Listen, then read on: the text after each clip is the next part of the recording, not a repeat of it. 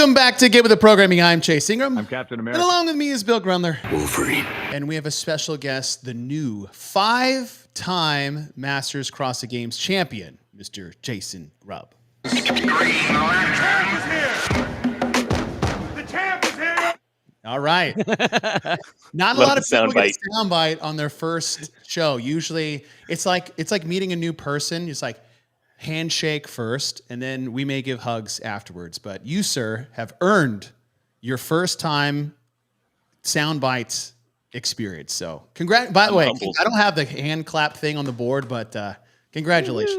Woo, Thank you. I appreciate it. It was unexpected this year. I mean, really? Of course I wanted to win. Why do you say it's unexpected, dude? Well, I'm a realist. Like, this is my 4th year in this age group, right? And that was going to be a question of mine. I know these guys. Like, I competed against these guys 5 years ago, right? I was 43 then. I'm 48 now. So I knew Kane Hayes. I know Nuno Costa, right? I know Richard Vint. So I knew these guys coming up. And then, of course, seeing them in person, they're massive. Robbie McCord won quarterfinals. Kane Hayes won semifinals. I took second in both. Dude, those guys were huge. Huge, dude. Chase, I mean, you're a tall dude. You're a big dude. I look up to everyone. I'm 5'8" on a good day. So, but when I was standing in the corral, sandwiched between Kane Hayes and Robbie McCord, I am looking at giants. Yeah. And as I worked my way through the weekend, after day one, I was maybe in 3rd, 4th, 5th place. I don't remember. In day 2, there was a certain point where I was thinking, like, it's okay, 2nd or 3rd. I just want to get on this podium. I don't know. I want to get up there. And there was a turning point workout where everything changed. So we'll cross that bridge as we get through the workouts. But so that's, Bill, it was unexpected in the sense that, it's tough. I was worried last year if I could beat the guys, being my 3rd year in the age group. And the 4th year was a heck of a battle. And the point spread does not tell the story. When it's all said and done, that's not the story. The story was a battle on every single workout because of such a deep field, such an amazing group of athletes out there. I think in every division, but for me, it was very, very challenging. Hey, let me ask you something. Being a Masters athlete myself, and a coach of Masters athletes, one of the things that I have always said is the Masters athletes, they will come out and they can do these unbelievable results on particular events. So they'll have these massive home run hits, but then their weaknesses are these drastic downfalls, like where they just have zero range of motion in the shoulder. They did all the bench press and curls in the old days, and they're rounded as heck right here. They cannot get their arms. They can snatch 225 on a power snatch, but you ask me to do overhead squat and it's 135. What I've seen with you is that I don't see those deep deficiencies. I don't necessarily, like, you remind me a lot of like a Becca Voigt. I don't see you like being the champ of everything, but you're always in the mix. Do you feel that you have some sort of a weakness, or what do you think that would even be? Oh, sure, I do. In this event, we had a max front squat and we had a snatch ladder. And these are events where I'm going to do damage control. And my goal on those events is to hang out in the top 10 with the hopes of hanging out in the top 5. But really, these were top 10 workouts for me. And I believe in the snatch ladder, I was 13th. It was a snatch and coordination event, which we'll talk about when we get to it. So it was more than a snatch ladder, but totally. I mean, I'll tell you that finishing with the 205 snatch, that's not just the power snatch for me. That ties my max power snatch in competition. And I'm not getting younger. So, if that snatch was 225, I'm going to hit it and match my PR squat snatch in that situation. The other event, the front squat, I think I ended up getting 7th or something like that. I hit a PR at 360 pounds, which I was impressed with myself. I felt good about that, especially 3 days into a competition. But I mean, there are dudes in my age group, front squatting over 400 pounds. Chase was texting like me and like the guys in our group, and he's like, 405. There's a 415 that just went down, like all these numbers. And I was like, Dang. It's like, did they That would've been a change it damn to a good roll on deadlift that event? one. I'm like, no, they did not. It is a front squat event, apparently. It's still And I front would have squat. gotten, These numbers I are would have gotten 5th if I were deadlifting in this particular heat. Right. right. So And, yeah, you well, know, I can't wait to get to all that, man. Because you look at these monsters. They Yeah. again, guys like that. You're like, okay, Robbie McCord, for example, the guy can snatch 205 without thinking. He's a monster. He can front squat, 400 pounds. David Johnston squats. He was planning on opening around my finishing weight. He's so and strong, dude. He's so strong.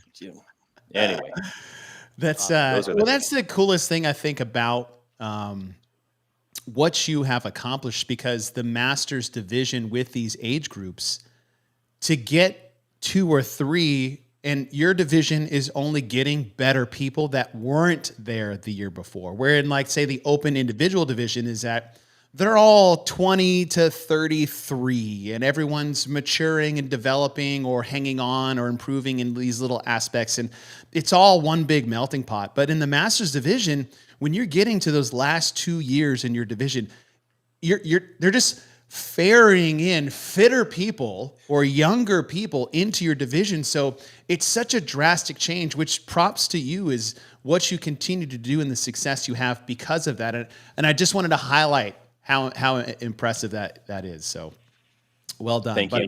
Before we get to the programming, if you guys look at this shirt, how sweet this is. Bill, did you see this? I did see that. I like the color and the gorilla. Yeah, this is the JY barbell shirt. And so for those of you guys that love free speech and opinions of people in this space that you may not agree with or appreciate, however, it's nice to have a breath of fresh air, please go support John Young and his wonderful wife, who has a website that is called Mustard Seed Crochet Co. As I try to find this dang button on this new program. This is their website. Now, I will put this in the chat, but on this website, which I have already purchased some other crochet things in here, is you can get yourself a John Young or a JY barbell shirt. Right? So if you want to support John, but you're too afraid to get criticized publicly, which Bill and I obviously are not. Nope. Right? Whatever you want to say, but free speech, it's a free country, and it's kind of nice to have someone that's a little, hey, Taylor. It's just like when you say no offense, but you can just say it's my opinion. And you can say whatever you want. Yeah. There you go. Yeah. It's not worth a velvet painting with a dolphin and a whale getting it on. Whatever you want to say. With all due respect, if you guys just support John, his wife, and their budding family that is to be, I think it's October, and go get yourself a JY barbell shirt. And yes, this color is awesome. And maybe I found my new color. Who knows? But I like that black one. Yes, you do like that black one. I don't have a wide array of color spans in my my wardrobe. Bill's color scheme is black, dark black, and like medium black, and that's about it. But just want to throw that out there for John. So let's get into it. We're analyzing the programming of the 2024 Masters CrossFit Games, and there were 10 scored events, and we'll go through the little details. What we like to do is highlight what the event was. In this particular, we usually just talk. We don't want to go through if we went through every single change on but I have added different ones. But event number 1, 4 rounds for time. We'll say run. Jason, what did the distance end up being ish? Because we know all runs, swims, and bikes for distance is an ish, not an exact. 500. It was most people logged it with their watch and got 500 meters. Okay, so 500 meter run, 5 deadlifts, run 10, run 15, run 20, which I am not a deadlift connoisseur by any means, and everybody pretty much knows that on the show, especially when it goes up in weight. However, if you want to negate the one thing I do well, please pair it with deadlifts. And the weights for the 35, 39, 255, and 180. Jason, your division was 245 and 165, so not a big drop off there. Time domain for us, anything between 10 to 20 minutes is a moderate time frame. This was right on the cusp of moderate. Below that, sub 10, we usually consider that short. Low volume of total reps. The weight was moderate. The scheme was a couplet, and the modality is weightlifting and monostructural. Now, when did these events get released, Jason? Was it a week or two before? 1 week. 1 week. Which ones did you test? Did you test all of them in full, or did you pick ones that you think, I need to figure out my pacing strategy, just what this is going to feel like? Yeah, I only tested the bike event in full, the That's Echo probably Bike a good event. one to feel beforehand. Yeah, you wanted to be able to test your capacity in the limitations of the time that you had. I had also injured my calf a couple of days before the workouts were released, so I Oh. could not run and I could not jump, so I had to modify those. Um, but most of the workouts, I was able to test partially or with reduced reps. On this particular workout, I tested. I was on the Echo Bike, so I did 30 cal Echo Bike into 8 deadlifts 3 times just to get a feel for fatigued deadlifts at 245 and more of a confidence booster. Like I know everything. I know about deadlifts. I know what they feel like. I know what running feels like. But again, when you get them in advance, you have all this pent up anxiety. Like I want to do all of them. So you have to dial it back and then choose what you have to do incomplete because you don't want to kill yourself a week before the games, but you do want to test transitions and distances and what some of this stimulant or the stimulus of the workouts will feel like. Do you think this was more about the run or about the deadlifts? Oh, see, that's a good question, Bill. Before the event, I would say this is a running workout. But then actually experiencing the workout and seeing competitors find themselves significantly fatigued on the deadlifts, I would say that it was very well balanced. I'd say it's a run and deadlift workout 50-50, that if you killed yourself on the run, there was going to be some problems on the deadlifts and vice versa. Well, it's interesting because the first 2 rounds, so you run like the 5 deadlifts, that's nothing. So you're basically running 1,000 meters right out of the gate with like a little pause, with the deadlift, and even into the 10, so it's nothing. So you really don't even feel those deadlifts until now, and then because of that, now you're running extra fast in the beginning, so it does bait you a bit, right? Like I was thinking like, okay, what if it was 500-meter run and 15 deadlifts all the way through? So that for 4 rounds. Then like all of a sudden it's like, okay, now you have to gauge it a little bit, but you can front load on the run and then see what happens on the deadlift here. It's an interesting little bait. Is that the other actual David Johnson? that's the actual David Johnson there. The interesting thing on this one for half of the field was that this ended up being event 2. Yes. In the sense, just timing wise. And so I think that becomes a factor. I know that there were a handful of athletes that really felt their quads cramping up on the run because we had already done 50 overhead squats and walking lunges at speed. So there's some, I think, rollover from that. And then other athletes, they started on this, which probably affected the overhead squat workout. But so that there's always that meta, where's the fatigue coming from? And those that had their legs locking up were probably quite successful on the overhead squat workout. Well, I'll just touch on that question right now because I have the order of events, and you're right, as you said, is that different divisions and age groups, like they had a different order of events, but the like your division ran the same race together, but the women's might have been different or something like that. And we get this question all the time, especially at the CrossFit Games when it deals with cuts. And the question is, does the order of events matter when it comes to the total test of the program? You are saying right now, for me, is that this felt different because of it being in a different order. How do you feel seeing how you got to meet? I don't know if you've talked to other people that had a different order, but in a sense is basically, does event order matter at the end of the weekend? Yeah, of course. Event order matters. And event order is always a concern when you're thinking about when you have 3 events a day in particular. So we're very much having to plan recovery based on the workout order. And when we get into day 2, that's when we could really talk about this because we did 150 wall balls and step overs, dumbbell snatches. We did this huge chipper before having an Echo Bike workout, right? And so that order was huge and concerning. But in these first 2 events, so to answer your question, yes, of course, workout order matters. And there were cuts at the very end of this event. After 9 events, there was a cut to 1 final event. So I would say that 9 events is a pretty well-rounded test given what we did achieve here. So I'm not concerned that we didn't get the right people on that last event. Yeah, I think everyone wants to do all of the events, but this workout was certainly affected by the other workout. Just the nature of the other workout being a 2-minute sprint involving squats and lunges, that's going to mess up the run. Your CNS is going to be, I mean, you're fried the whole weekend, but you're already fried a little bit from that first event coming into this, which, like you said, is a moderate length workout. Yeah. David Johnson, this is the David Johnson. I literally looked at Jason and some of the other guys on the run and thought, how in the hell they're running that fast? They probably thought the same thing when they watch you front squat. Did you like the weight of the deadlift? You think it was appropriate? Yes, I think the weight was appropriate for our age group in the sense that it was, and we got to do quick math. How many reps is this? 50 reps, 50, right?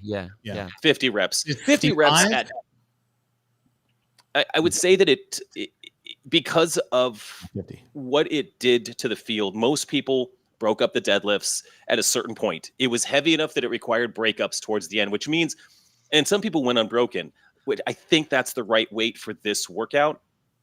Unless the intent is for this workout to be much longer. I mean, I would have loved these deadlifts to be 275. Boy, changes the workout, right? Give the elite or the younger athletes 305, 315.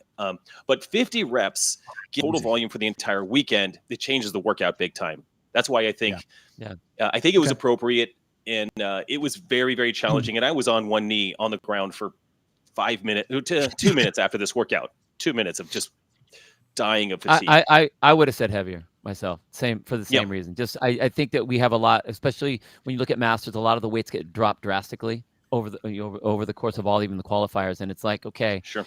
Again, best of the best out here now. We don't need to be coddling and trying to go light on these guys. I think that it can go heavier. But I like the stimulus that it was.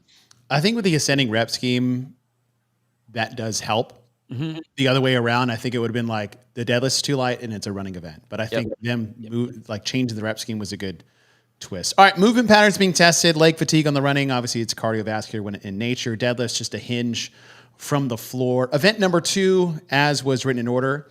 This was one of my favorite ones of the weekend. Before we even get into the details, is 4 rounds for time, 4 rope climbs, 6 sandbag cleans, and then a 40-foot handstand walk. Most all divisions were using a 150-pound bag and a 100-pound bag.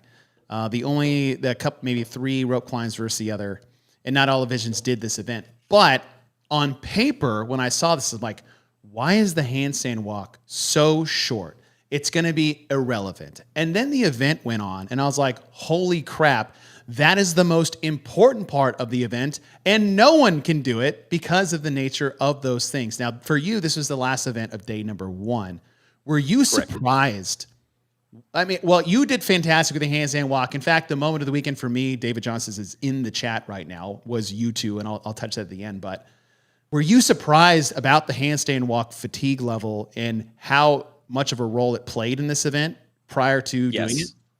Yeah, I was totally surprised.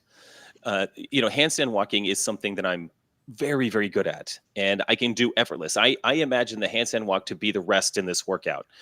And I practiced 2 rounds of this workout, and the handstand walk was where I was catching my breath. I practiced pirouetting so I could get back. And I was like, this is, 30, 40 seconds on my hands where I can catch my breath.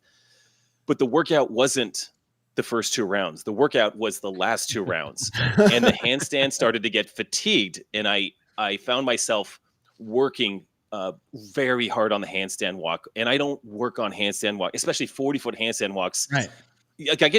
I'll go do one right now in my bedroom if you want me to. I can do that all day. But they were much more fatiguing, given that the other volume was so fast and you were racing so quickly through this thing.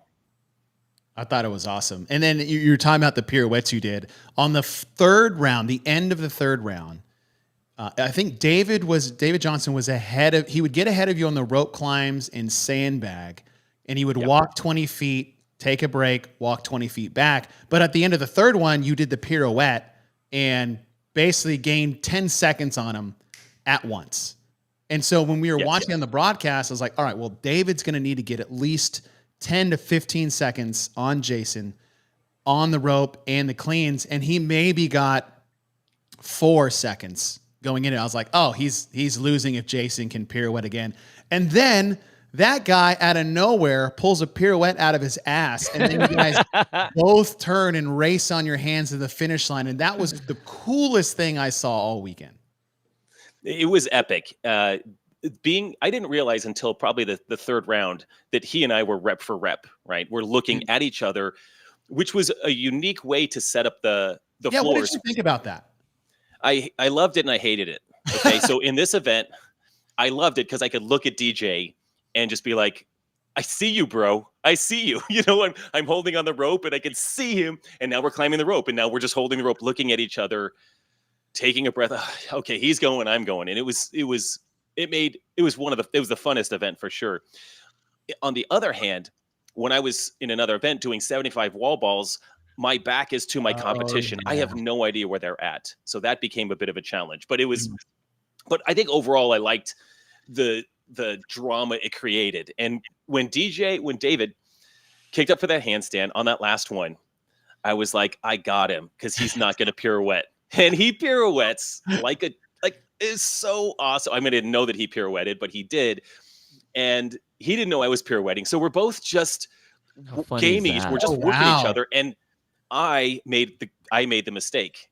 As I pirouetted on my last turn, I pirouetted on all 4 rounds. But on the last round, I touched the line with my second hand, and I had to take a step back to clear the line and then go. So that's, you'll hear Sean Woodland in the broadcast say, and Grubb is retreating. And I took one step. I had to step backwards on my hands, clear the line, and then go. And, honestly, David earned the win. You cannot make a mistake when you're going head to head with another competitor like that. And I made the mistake. He got the win. He deserved the win.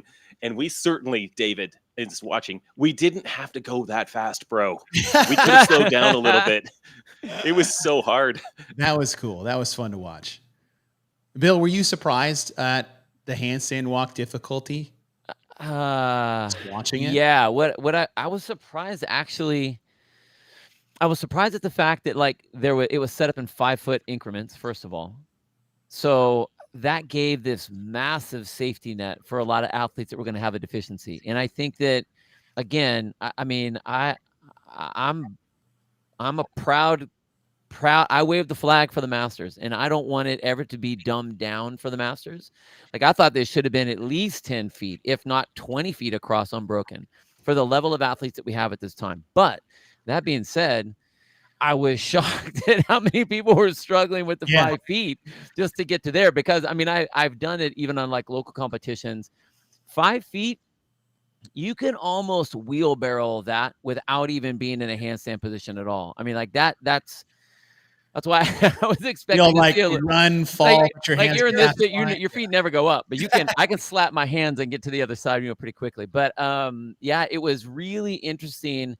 And what I think it was the rope climbs that took it out. So there was so much of that pulling that everyone was doing. Then all of a sudden they had to lock out and press, and they were just over fatigued in that position. And I think what's really interesting is I don't think for a lot of Masters, obviously not you two guys. You guys are up at the top. You know what it takes to go, but people don't push themselves that hard into that, or right to know right where their red line is. At a regular basis when they're training. I just don't think they have the ability to do that, or they're not used to doing that. So now when they get into the race, that's where people start failing. And dude, I was watching Shanna Bunce in the 55 to 59. Crushing the rope climbs, throwing the sandbag around like it was nothing. She'd get to her hands and it was like struggle. Where all of a sudden I see my athlete, Tammy Saunders, who's she's, working her way up the rope, kind of doing okay on the sandbag, and she'd get on her hands, and that's when she would make up all her time. Yeah. So it was really interesting. And again, I think that looking at the gymnastics that the athletes had to do, it was important to really make it important. And I saw, again, that when I'm looking okay, for Masters athletes, that's one thing. If they have it, they crush the field. If they don't have it, they get lost in the field. So it was pretty interesting. And I would say that, the thing that I was thinking about was that they must have tested this workout with a few different age divisions, because we've historically had longer handstand walks required to be unbroken. In 2021, 2022, we did 42 feet of handstand walking on Northfield, and it had to be unbroken. Yeah. Yeah. So we've been tested, but there must have been something, because Bob and Joe, in my opinion, they really do like to push the limits of what masters can achieve. Yeah. And I don't think they would have just put this blanket 5-foot minimum for Right. everyone unless they found out that people were just not going to get through. It was going to look bad. It would look really bad if you just have athlete after athlete going 10 feet and falling and 10 feet and falling. Well, and I think one of the things with that is, those guys got to take over the programming for the first time. And so they didn't have the historical, like if it was Boz or one of the other people on the team, at least they would kind of look at like, all right, well, where have we been? So we can build off that, during certain things that we're trying to do. So yeah, I thought it was great. A plus about the lanes, and you guys may not have mentioned this before, but this was the widest lane we've ever had to do handstand walking in ever. Normally you've got this narrow lane. If you touch the edge, it's a no rep. This was a wide lane, so it provided this some liberty for just a little bit of movement on the handstand walks, which I very much liked. I don't need that kind of width, but it was nice to not worry about your fingers touching the line and picking up a no rep. That allowed, I think, David and I to pirouette more safely and not risk touching a sideline, because when you pirouette, sometimes you go 80 instead of 180, you go 170 degrees, and you've got to self-correct as you work your way back. So we probably don't even gamble on that if we have narrow lanes.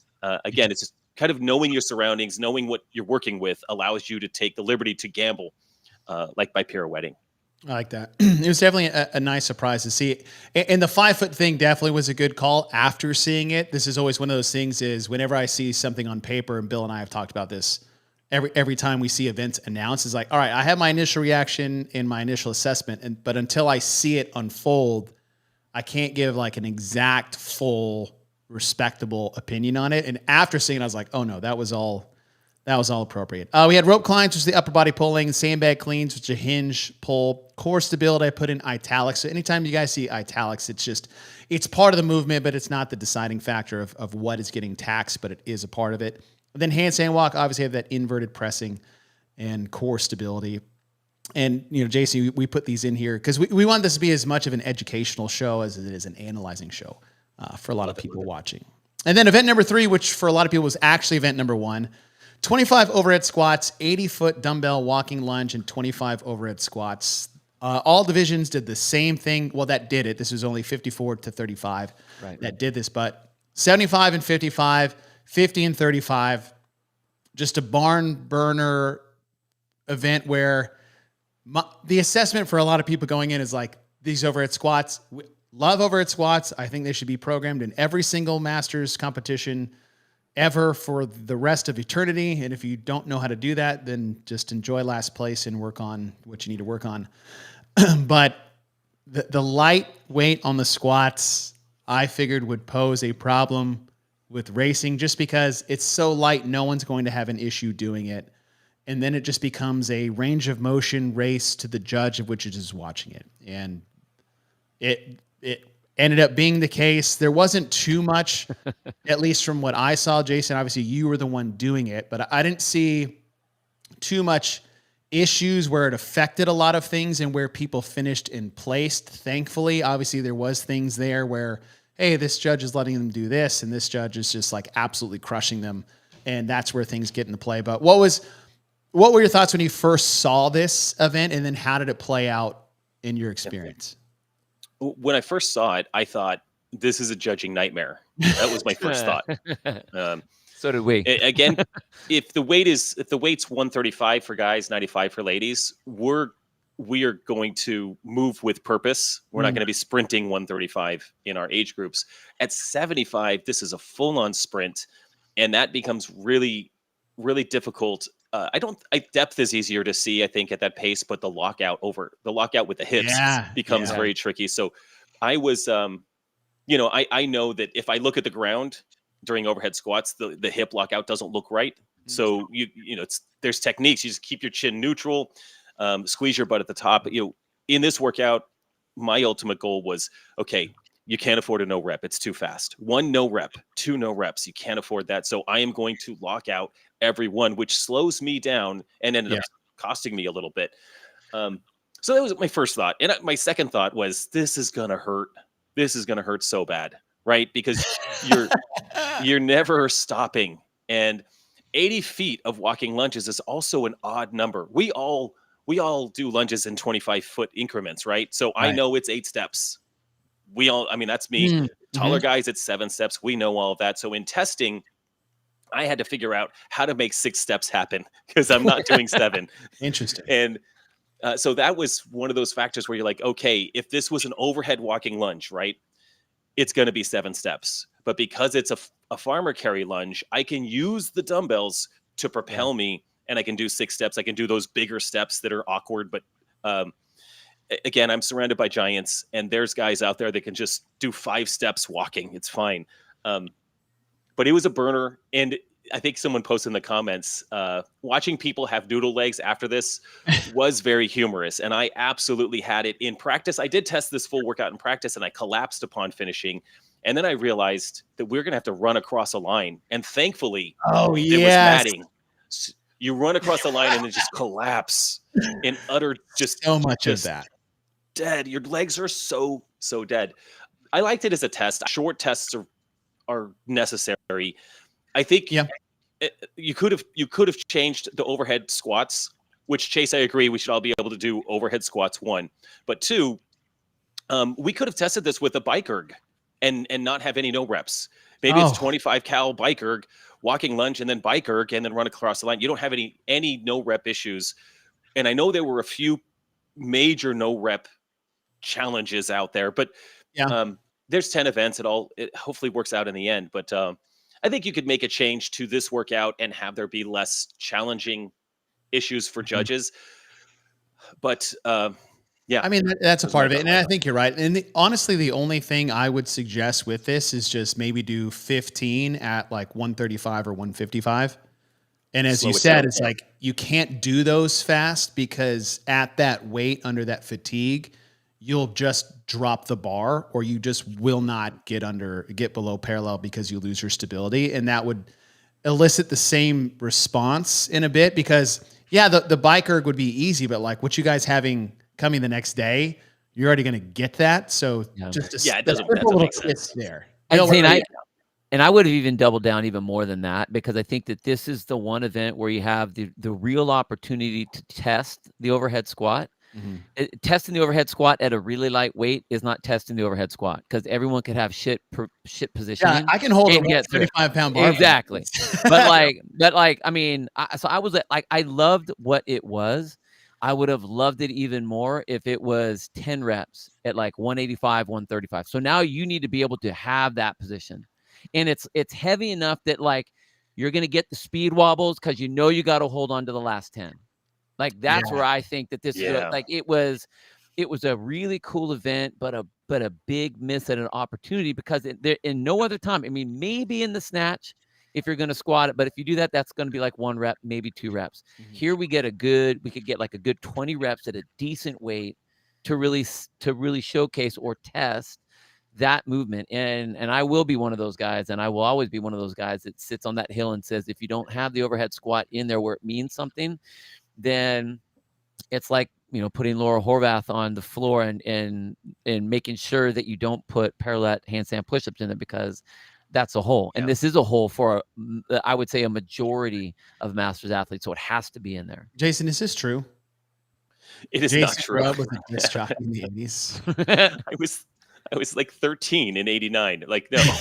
Yeah, you're like, I don't know, I moonlight that while going to middle school at the same time. I don't want to say what I was doing in 1989. Oh, yeah, that's true. We do have the resumes.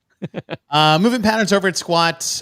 You're squatting below parallel. The pressing is just that stability position over your head, which is a fatiguing element in a pressing movement pattern. Lunges, you've got grip fatigue, shoulder fatigue in that pulling. I do like the combo, though. The walking lunges in that farmer carry position with dumbbells is just a great way to tax everything that you're going to need for the last 25. And as David is saying, is like, I do like the movement pattern. I do like the speed and intensity in that. I just think everyone could have handled a little bit more weight to help just with the, like you said, the judging nightmare that it could have posed. And then we have event number 4, obviously in order of how they were programmed, and it's a snatch ladder. 4, 3, 2, 1. Now, was it anyway? Power? Yes, squat or power is fine. Yeah. But you had to change your own plates with the bar. You roll up, and then did you move it, or was it just in the same spot?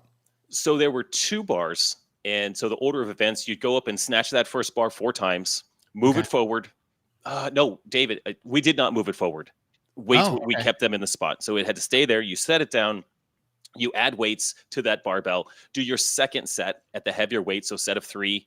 Then you progress to the next barbell and hit those 2, and then add weight for the final single. Okay. I like a strength, power, speed test just as much as the next person. On paper, I was like, kind of like the overhead squat when I was like, I feel like at those weights, it's not enough reps and athletes having to change their plates. And you mentioned this at the top of the show, is if I'm changing my own plates with this rep scheme at these weights, is like now it all comes down to how fast I can change my weights or fumble with the clips. And just overall, is like, this was, for me, this was the one where I was like, I feel like we could have had something, just a bit of a change here to just make it more of a snatch ladder, and then even if you just copy what you had out of the semis. Copy what you did out of the semis. I mean, that would be.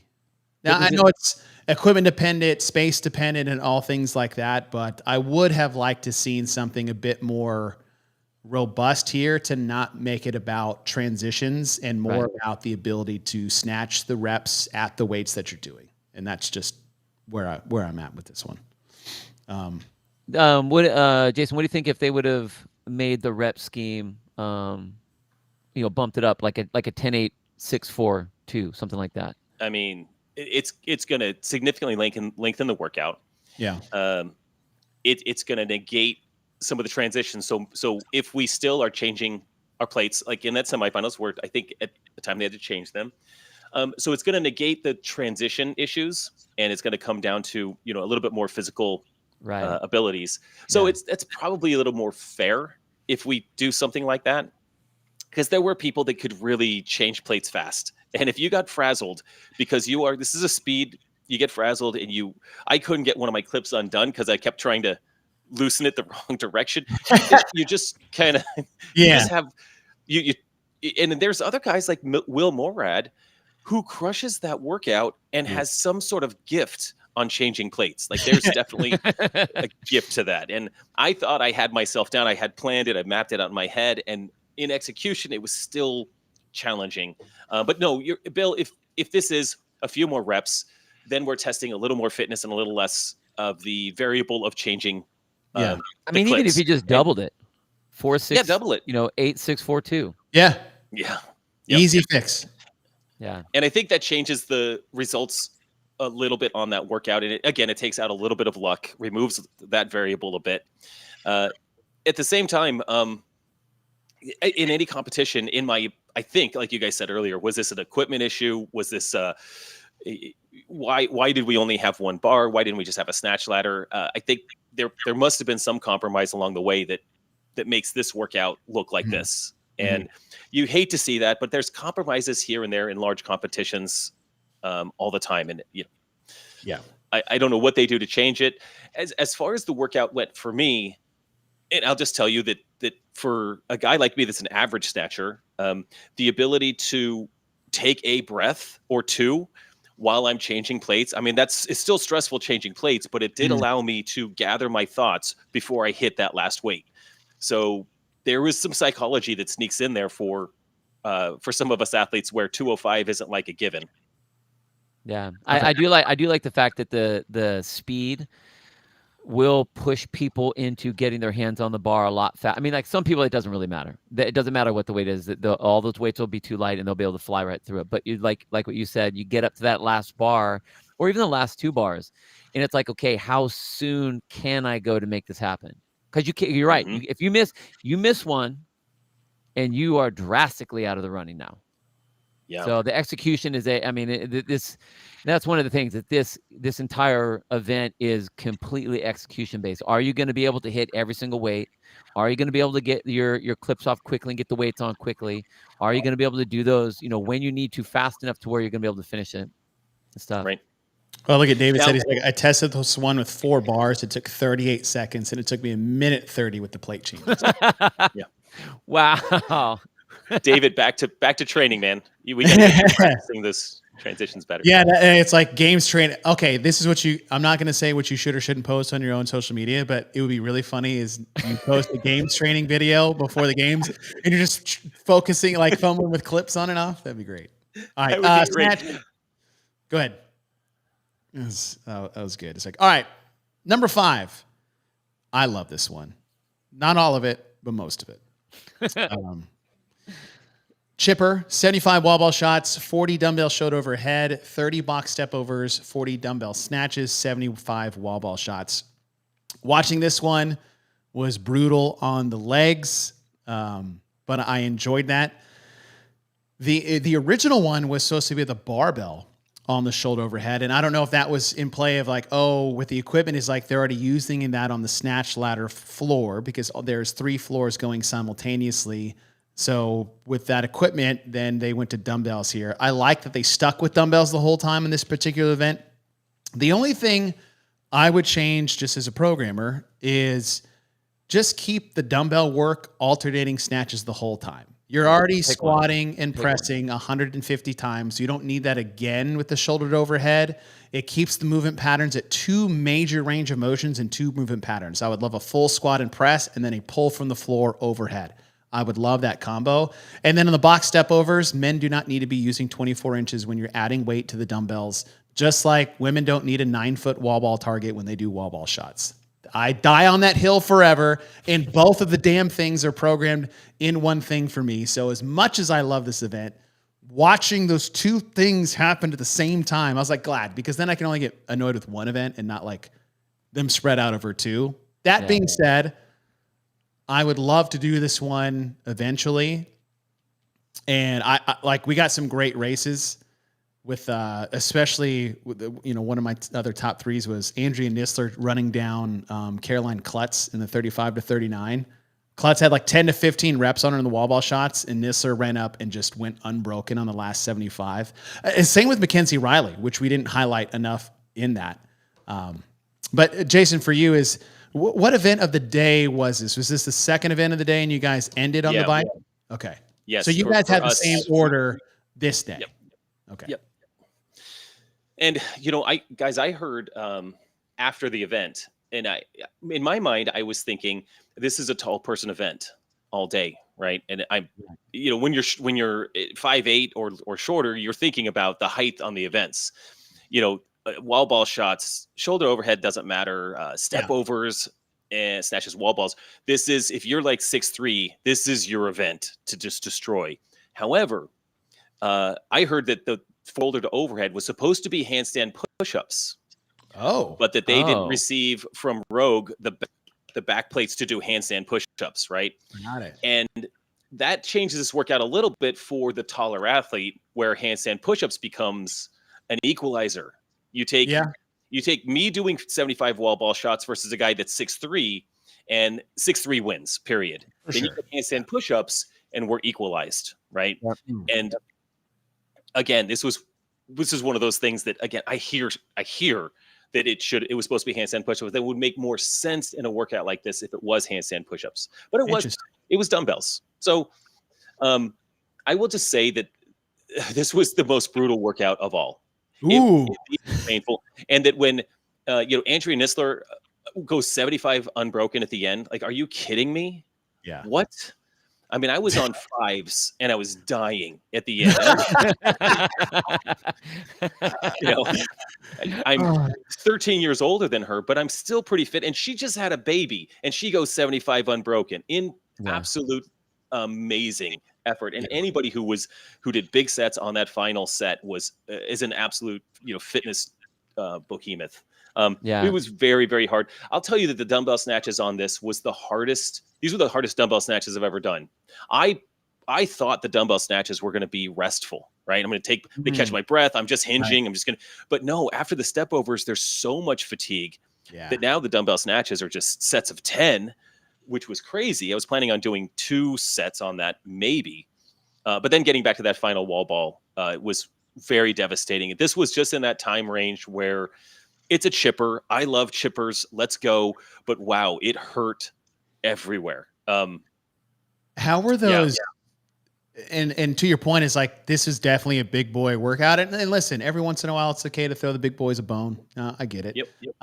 But those middle 30 box step overs, seeing that in the middle and what that did to the back half. Because as you said, it's like, oh, I thought the dumbbell snatches would be a break. And even on paper, I was like, this is the easiest part of the workout. However, sitting those within your hands for that long and all this like pulling on your traps and shoulders and grip before you got there. What were those box step ups like mid event versus I don't know if you practiced this or not going into it. Yeah, I practiced this entire workout at half reps and was devastated. And I thought this is going to be terrible when we get to it. The step overs were very, very challenging. I think I went 12, 10, 8. That's how I went through these. I did my last set of 10 shoulder to overhead right into 12 step overs, 12, 10, 8. And I do that often as a mental way to get through a set. I love that for 30. Yeah, that's awesome. I love that for 30. And I know that this is going to be terrible. And I held on for all of those. The other thing that was just a little nitpicky detail is that you weren't allowed to set the dumbbells on the box, which is what we do at the gym. Whenever we do box step overs, you set them on the box and take a break. Yeah. But you had to set them on the floor, which was like this extra effort that was brilliant. I mean, I do really like that. I do like that too. You cannot set it on the box. So you were so tired when you got to the dumbbell snatches that, I mean, I was shocked to be that tired and rip off a set of 10 thinking, I don't even know if I'm going to make it to 10. And I was like, okay, I guess I'm going sets of 10. And the whole time thinking, the psychology of hard workouts like this, as I'm chipping through these sets of 10, this isn't the end. And they're this hard. The end is 75 more wall balls. Right. And I see guys talk about already that on the writing broadcast because when I do like ascending rep schemes, I'm like, oh, I'm at the round of 6. I'm like, man, I got to do 6 again on my way to 8 and then 8 on my way to 10. And I was like, yeah, if you're in the first 75 and you're like, you pass 50 and you're like, shit, this is getting hard. You're like, oh man, I have to do this again. Yeah.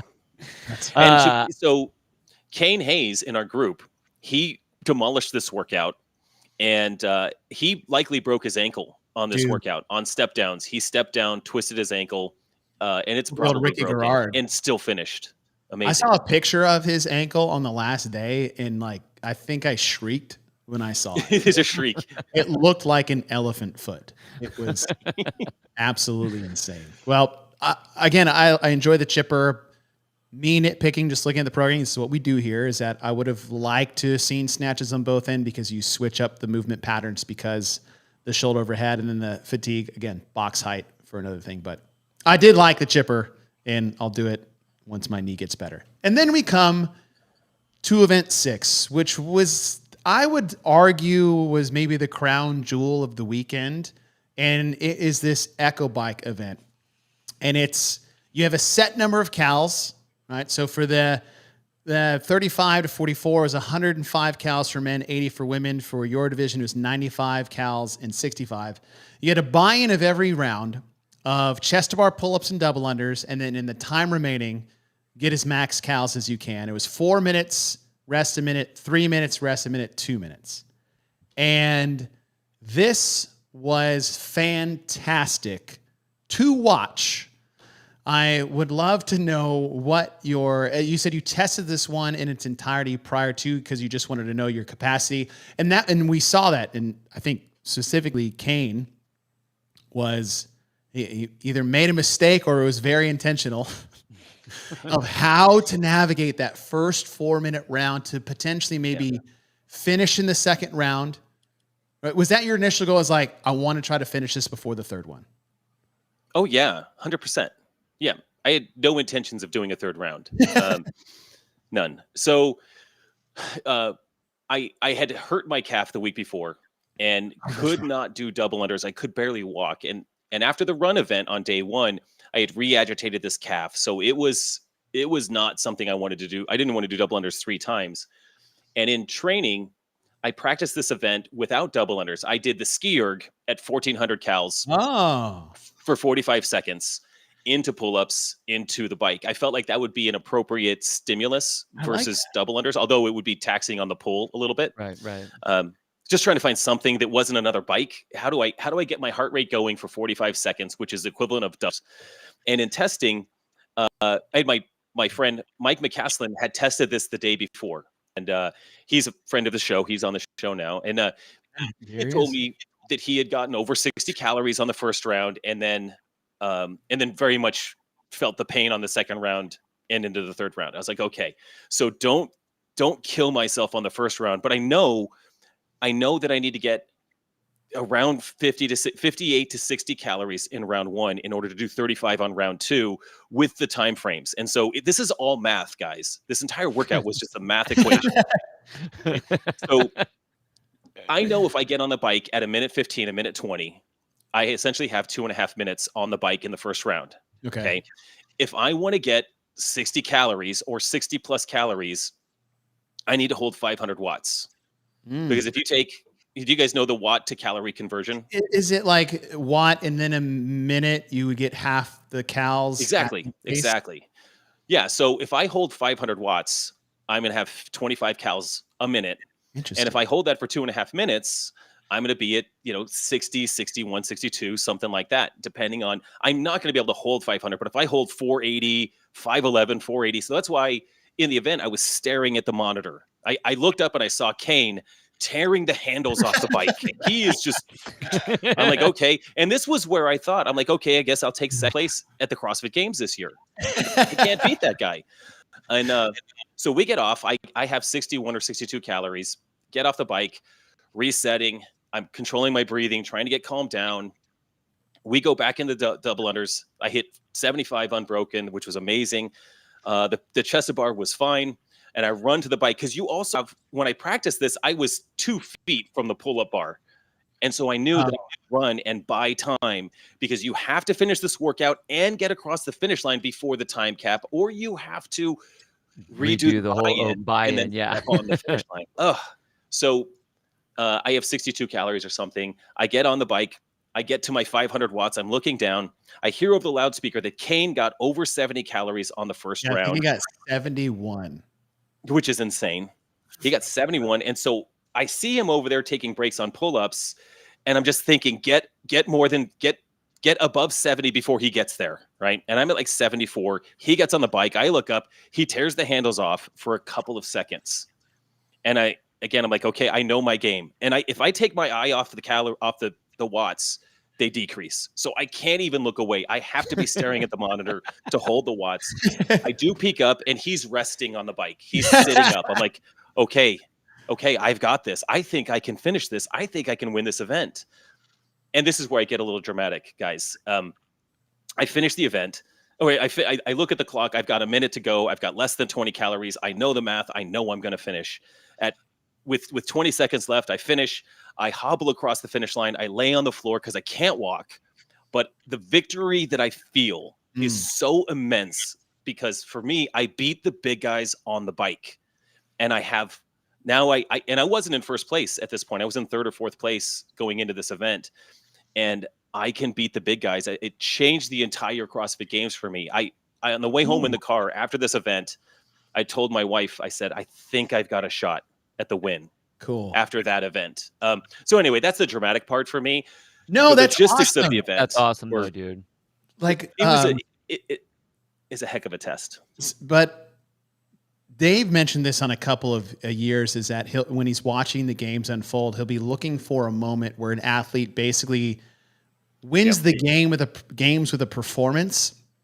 Yeah. And it's cool to see that you had that turning point here in this event Bill and I were talking in the shop. It's like, how is this not even in your expectations that you could be in a position to potentially win? And then you have your moment of that thought process coming in.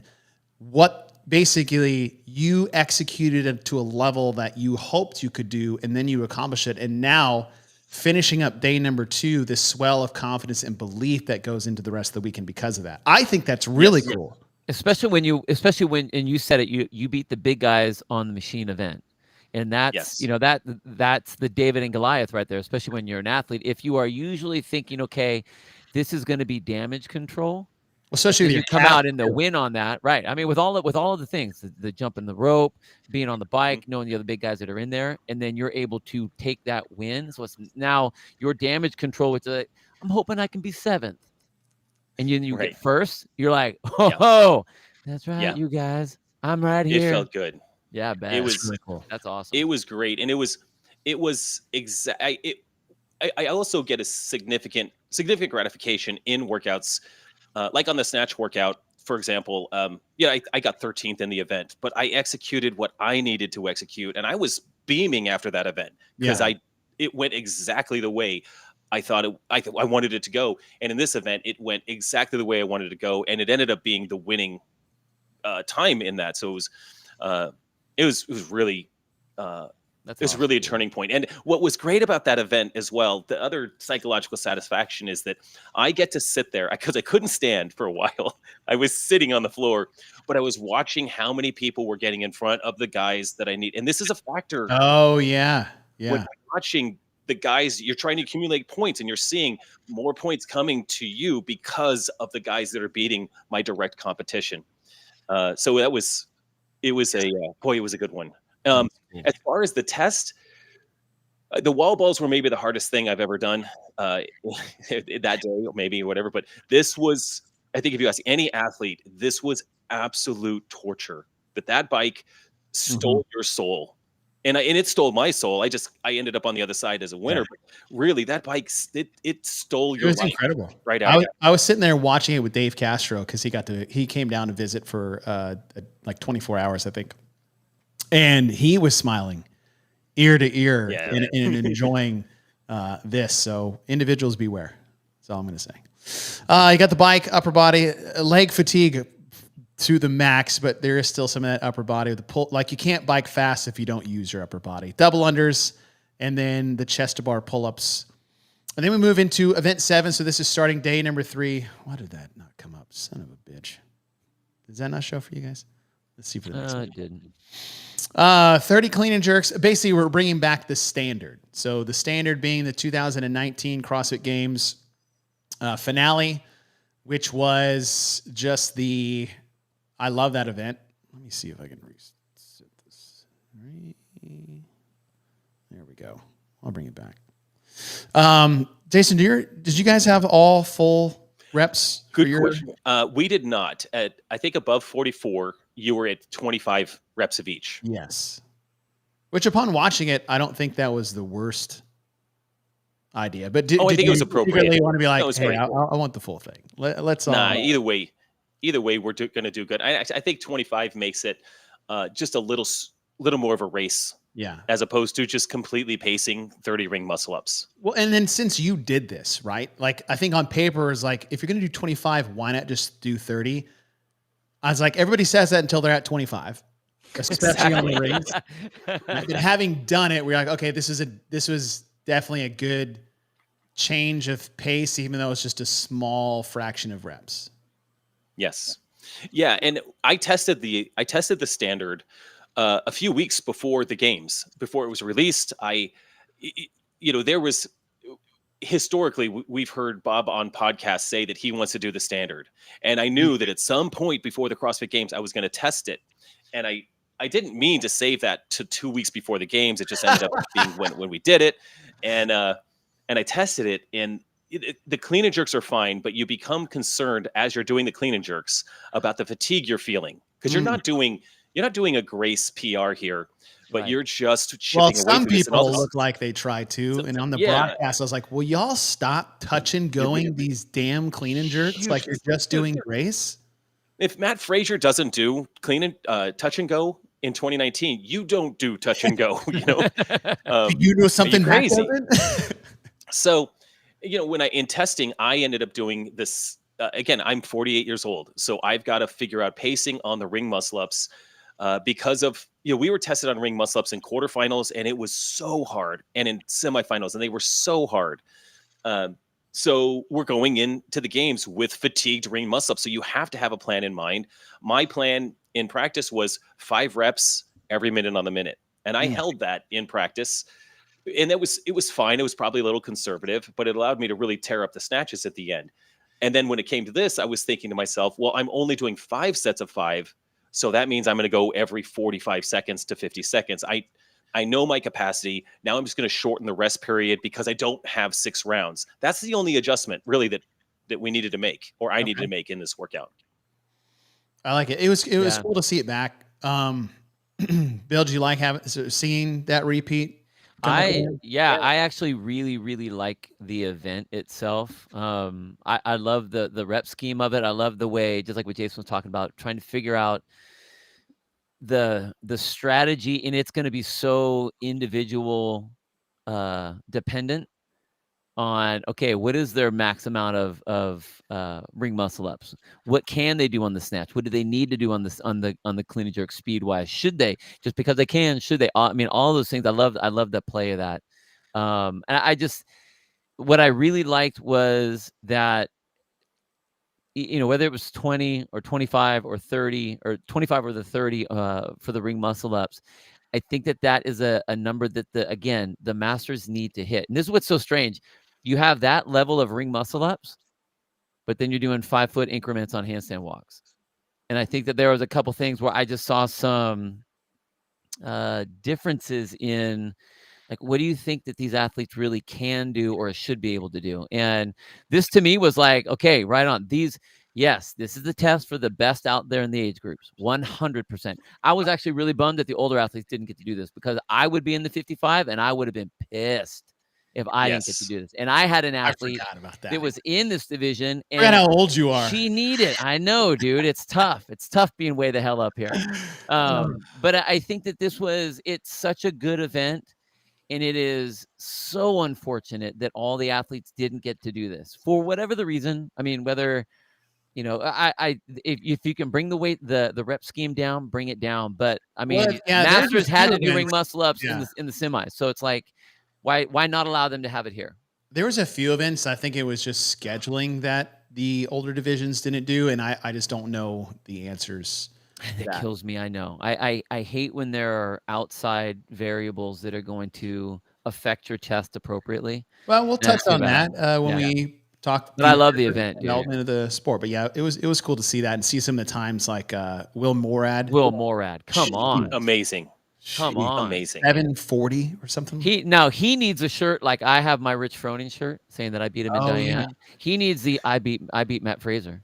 Yeah, you did it when you were like 45. So doesn't matter. He did it. He was a master when he did it. It's Rich Froning. So I'm just giving you your props. Your shirt is way better. Event number 8. Now this is the one I didn't get to see. So because we're stuck on 2 different fields, I think, for Friday and Saturday. By the way, if I never have to watch another wall ball again for a year, I would love that. Me and Sean called that wall ball chipper event from 8 a.m. to 5 p.m. with maybe 2 or 3 20-minute breaks. And someone did the math. It's like, we got to watch 67,000 wall ball shots today.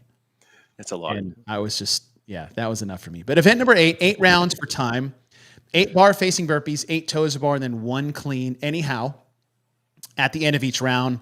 Weights were ranged the 45 to 39 was 255 for the men, 180 for the women. 45, 49, your division was just 10 pounds less, which at that point I was like, just give them the 255 and let's just, I'm sure. Do you feel like this? And I know Bill feels like this because Bill did the entire open and quarterfinals at the individual elite weights and still would have qualified for the CrossFit Games and won his division, but that's neither here nor there. But for you, Jason, is like, hey, man, at this point, it's like, I would love to see how I stack up with the other divisions just for my own personal gain or ego. Maybe I'm just speaking for myself, but it's interesting when I'm like, dude, just let me for see. Something like this, that's a 10-pound difference. I would say that, might as well just give us 255. And for me, I got to squat clean it and it changes the workout. It makes it interesting. But at the same time, I would just say in a workout like this, that if I'm doing 245, a 35-year-old should be doing 275, probably. Right. That's I'm going to say that they could probably bump that up a little bit. You just watch Will Morad. Oh Like yeah. 255 clean is nothing. So He was fancying a if you're 255-pound chest piece. He was like, and that's round one. Yes. And I'm just moving it over here. And that's cute. Exactly. So I think scale that up a bit for that younger age group. And I think that makes that a little bit more, they got to think for just a second before 275. And maybe even not. He probably doesn't have to think about that. I had to think at 245. Okay. So that would be my opinion was I liked our weight. You could give us 255, but then I think they should be a little heavier. Just because, I mean, there's, again, between me and Will, there's 13 years. So he should be doing things that 13-year younger athletes should be doing. Right. But it still was a very fun, you're just trying to go faster than an imam on this workout to finish. Right. And there's not a lot of wiggle room. There's a lot of transitions. You got to run from the bar to the toes to bar, back to burpees. So this was a precision workout. And while I think you have the time domain is short, yes, it felt very, very short. It was like precision movement the way a 3-minute workout is required, but it happened to be 7 or 8 minutes. I love a toes to bar burpee combo couplet. Like one of the nastier, just 21-15-9s I've ever done was toes to bar and burpees, starting with toes to bar, because you just have to go unbroken and you have to go as fast as you can on the burpees. And what that round of 15 feels like because of the core and that like anterior hip flexors are all gone. It's just a nasty, nasty combo. And it doesn't need to be like spiced up or sexier than that. Did you feel any of that? Like, was that affecting that clean, especially if you're having to receive it in a squat because of your core? So I did power cleans throughout for that specific reason. Okay. Because if I did have to squat clean it, I would have felt that core much more. So thankfully, that's just right at the top range of my power clean. And that was the same weight that we had for our quarterfinal clean and jerks, actually. Right. So this is just that's kind of where my head was at on that. But no, you're right. When you have bar facing burpees and toes to bar, it is a devastating combo to the core, which would definitely mess up a squat clean. A power clean, I think not as much. So those athletes that did squat clean in the various age groups were definitely feeling that core. Yeah. The slow death of the core, I would say. I look at this and when I saw the one clean, I had, before I even saw the time frame that people were doing and that the time cap was, my initial reaction was, oh, this is like Holly Man with the wall balls, the handstand push-ups, and the clean.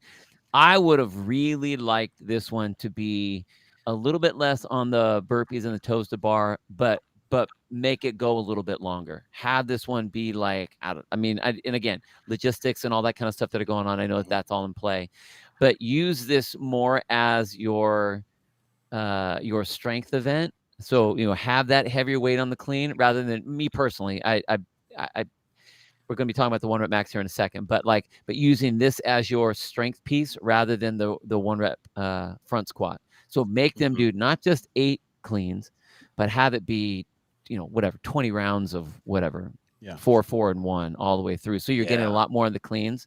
But it was, I like the setup. I like the fact that you're right. 8 rounds sounds like it's going to take a long time. This does not take a long time. I mean, it's fast and it forces you to be fast and it forces you to where you don't get to take a long time on a setup for your clean either. You're going to have to grab it and go. Right. No, because of the amount of transitions there are, every second that you took a pause, you're losing a second on each round to a competitor that could really, really, make no mistakes. Right. Right. All right. You guys talk about heavy. I know it's just a tiny little event. And I'll be honest, when I saw this programmed, I hated this. I'll be like, you can ask JR. I was like, what is this? What a punt, I was like, oh, we can't get more creative. I'm not a huge 1 rep max guy in competition. Totally. Just visually programming creativity, depending on the number of events. Now you do have 10. So this is where you can start to add maybe a specialist type event here and there.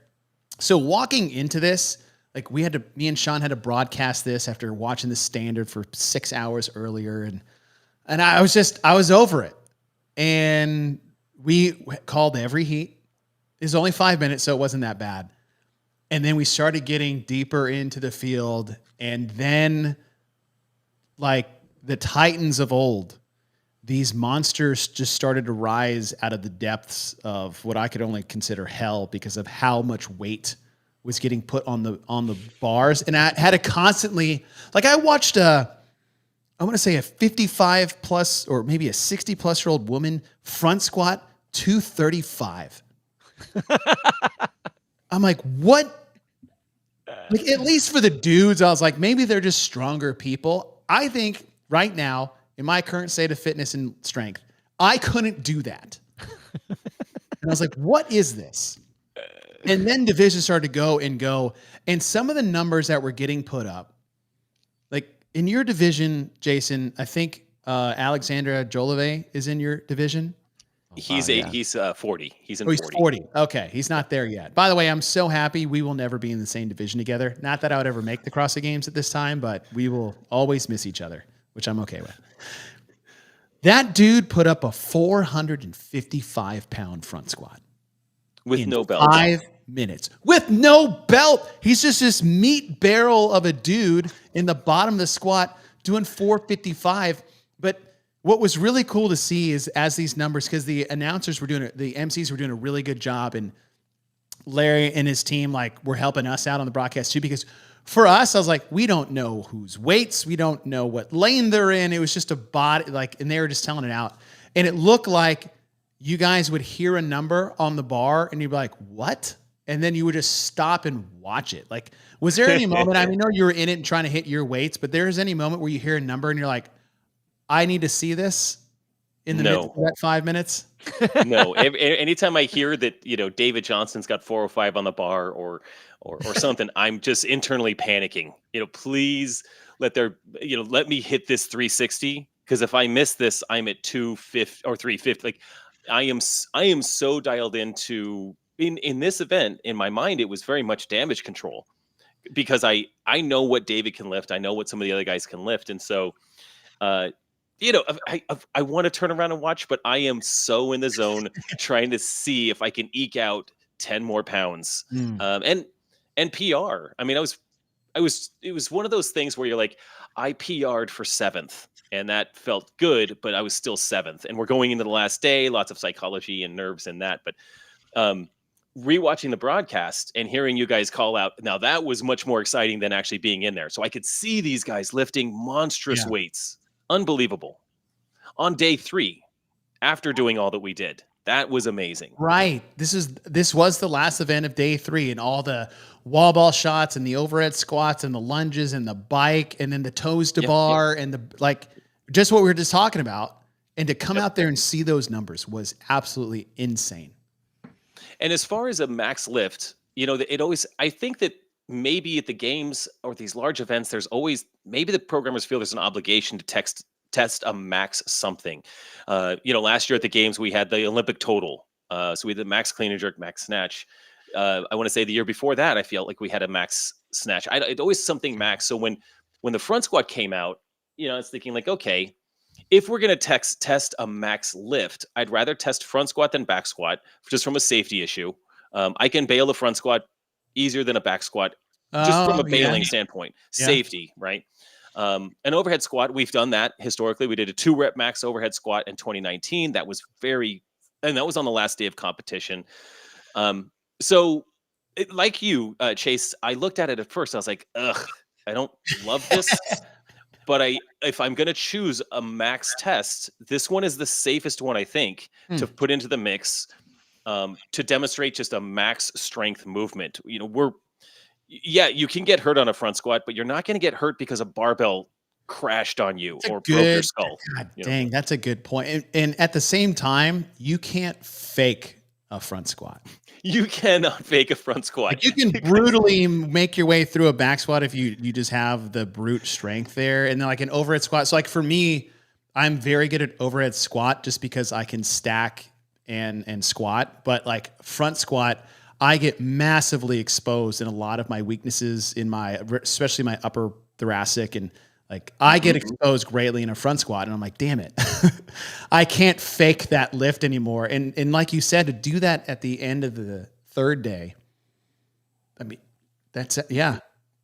Throw That's a good point. some variables into the mix. And I usually don't like to worry about like quote safety. I was like, you're out there competing like, and I know Bill's already like grinding his teeth when he talks about it. But right now. Bill, to that point, testing that type of movement at this point in time, do you feel maybe outside of your personal opinions on focusing on that, it's actually a pretty solid lift to test at that time? No, I mean, anytime you're going to make, especially the Masters, squat for any sort of weight, I think that's important. There even some of the videos that we saw, there were people that were like right at the line, so you can see that it is an important thing to test. Yes, there were 10 events for some of the age groups. Some of the age groups only had 8 events, and this was one of them. So all of a sudden now, that the importance of this 1 rep max. And I think generally we've said that a 1 rep max is going to be more of like a party trick, because there's some people that can be really good at that. Yeah. They aren't really going to be very good at anything else. So I would have loved to, I don't mind a lift as an event. I would have rather have seen like a 3 rep or a 5 rep or something to where like, okay, there's going to be a little bit of more fitness other than just pure brute strength, because it just seems so specialized. Even though I know we're at the games, and if you're gonna specialize, okay, it's like we should have tested all the things up to that point. So I always, it's fun to watch people lift heavy stuff. I mean, without a doubt, it's just cool to be like, that was badass. That was a shit ton of weight. That person, man or woman, young or old, that did. That's super cool. But I would always. Yeah. I just have my opinions. It's like, I just don't want to see it too much. You know what I mean? Yeah. And for me I'm also in camp, like 1 rep max test, but after being in that moment, we wouldn't have gotten the same feels. And if it was like a 5 or 3, not to say that's why you should program it, but I'm just saying, as I'll put a fan hat on for a second, is that it was really cool to see, because you could totally just sit there and understand what was happening, because it's a 1 rep max. And you're like, I know what that weight means. If it was a 5 rep, I'm like, damn, that's a lot of weight for 5. And in this moment, I was like, that is the dumbest weight for 1. There were some dumb weights for 1. I mean, like I said, not taking anything away from that, but I would rather see someone struggle to fail at 3 than to just meathead up 1, is what I think. Just me personally. That's just me. That's all right, though. Yeah. But good job on your PR, Jason. Hey, yeah. I got to adjust all my numbers. I mean, it is wild to be 48 and hitting PRs. And honestly, I never test 1 rep maxes. Very rarely. In training, it's 2-3 rep maxes to be safe. I think you put yourself in right on the line of risk when you go 1 rep max on some of this stuff. But I mean, hey, in competition, like you're just battling. And so that is the time to get these 1 rep maxes. You could tell me I could have been deloaded and, fresh, and I can't hit 360 in the gym. But in that moment, you can hit some big numbers. Yeah. That's pretty cool. All right. We got one more event to hit, and then hopefully spend a little bit just talking about the future and the current state of the sport before Bill's got to bounce. And all right, event 10. Now we cut to half the field in area, like divisions were 20 to 30 to 40. We cut in half to this day before the last day. And it is 8, 12, 16 single arm dumbbell thrusters and bar muscle ups. The 44 down to 35 had a 70 and 50 pound dumbbell, 45 to 49, 60 and 35, and then 50 plus was 50 and 35. I like seeing the increasing rep scheme again in this format. Bill and I always said is like, there's always one Franish test somewhere in there. You can mask the movement patterns a bit, but it's still the same feel and the same look. This was definitely one of those.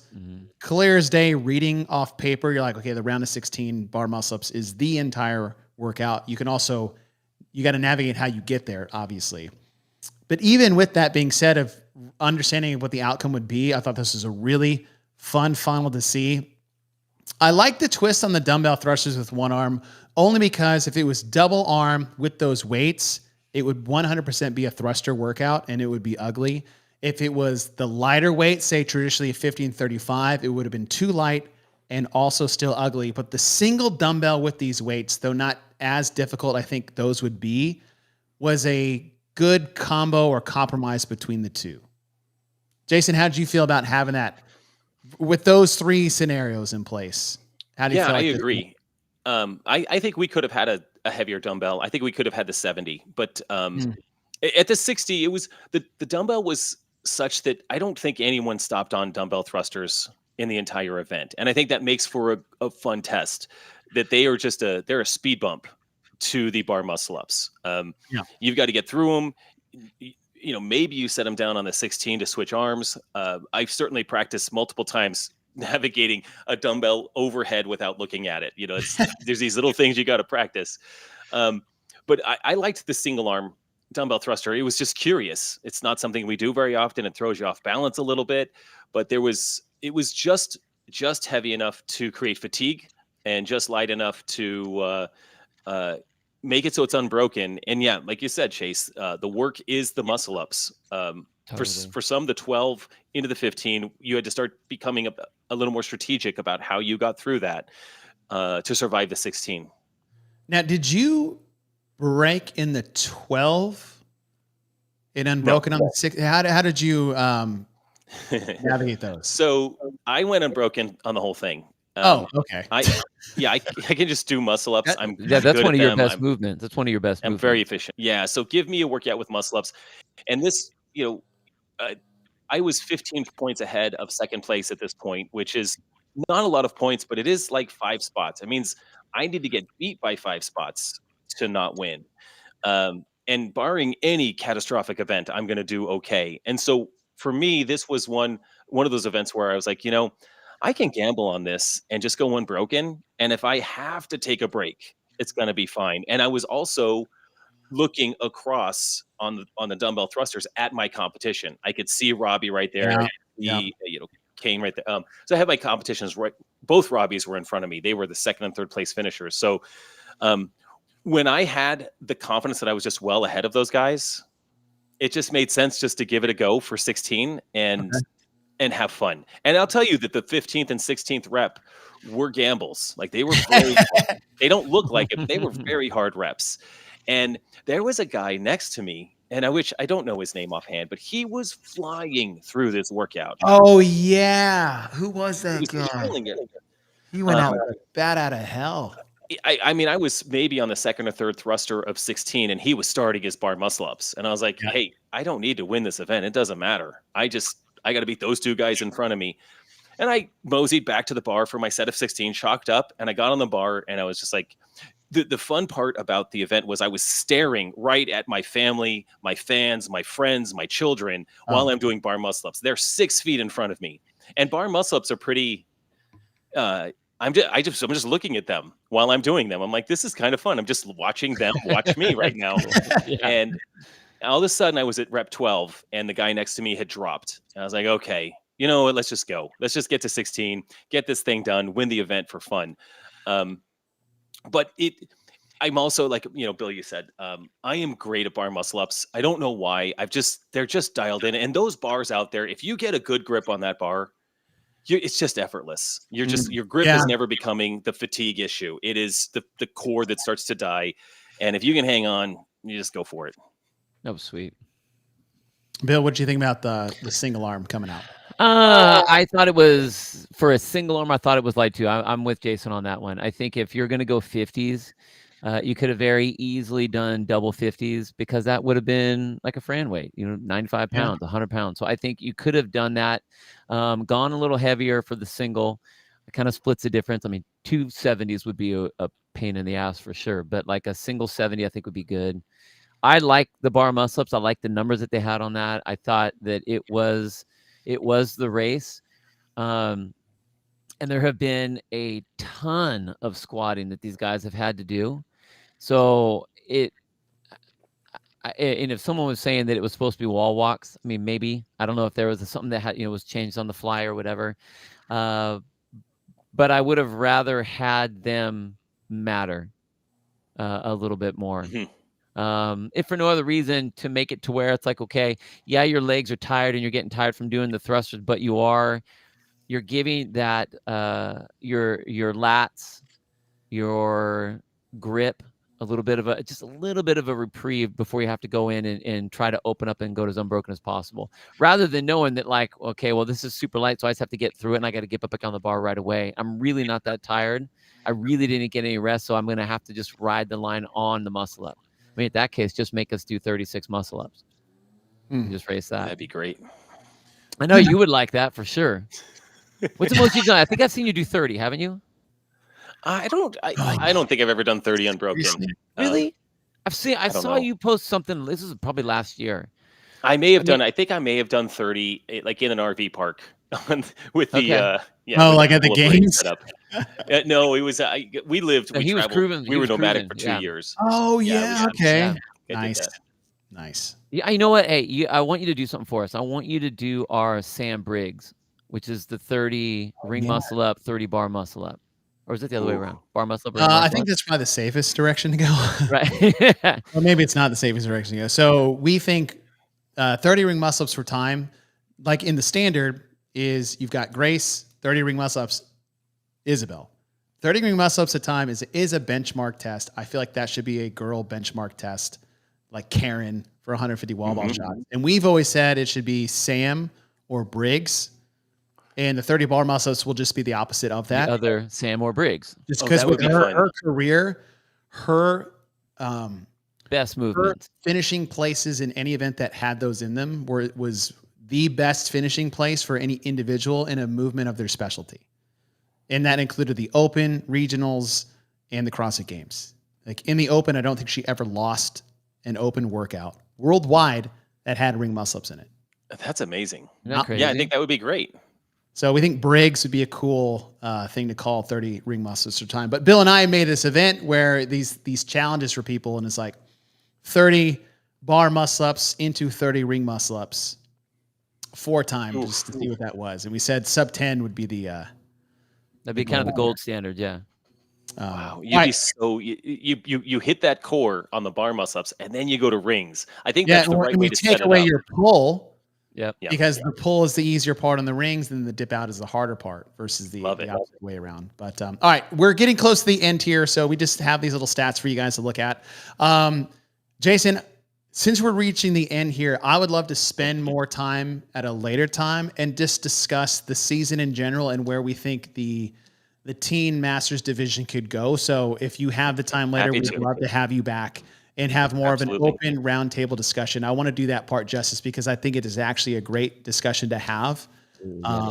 And great things can come of what did, because I thought it was a fantastic weekend. But at the end of the day, we analyze the program. We give it a 2-point scaling system for what we saw. And for Bill, is it you and me first? Do you care? I think you're up first, aren't you?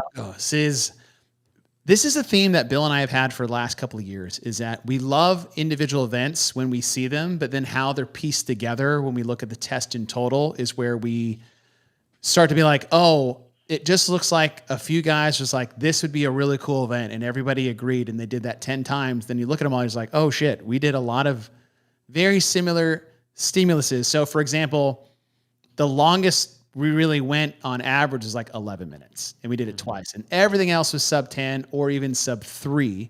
So I'd say there's an imbalance there. And Bob and Joe said this, is that they realized there wasn't a long test, and they admit that. So we're not going to burn the bridges when it comes to that. But yes, there was a long test missing, a lot of snatching in different ways, which is fine. At least it's not the same one. But I love the run deadlift one.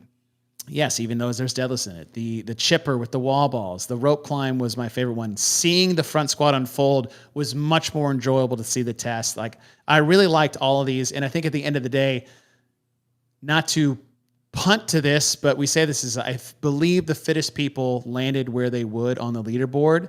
Maybe not the full 1 through 30 just because of variance in the time domains and stimulus. at the end of the day, I still give this a solid 1 thumb up for me. So a 1.0 of 2. If you're like, hey, how did it go? Do you feel like I was like, that was awesome, right? You get the 1 thumb up for me. I think in the future is I would rather have less events and more variance in the stimulus and time domains than more events just trying to get more scores on the board. So that's my 1 thumb. Not too bad. Not too bad. I like the fact that you guys got a decent number of events. I think that was important. I would have too liked to have seen a lot more of the variants, and I know that Bob and Joe have already talked about that. One of the things that I think happened is, and it would be interesting to talk to Bob and Joe about this, was, okay, how much of the programming that you actually programmed got switched or upended, or, hey, this is all great and you got everything all mapped out, and they go, okay, but you can't do that. We don't have these things. We don't have that thing. So all of a sudden you're trying to fill the holes. Because it seems like there are some redundancies in there. I mean, we went from snatch to snatch to snatch. And yeah, I know that they're different, and I know that one's a dumbbell, and I know that one's heavy and one's lighter. I get it. Same movement. They were pulling from the ground a lot. There's a lot of squatting.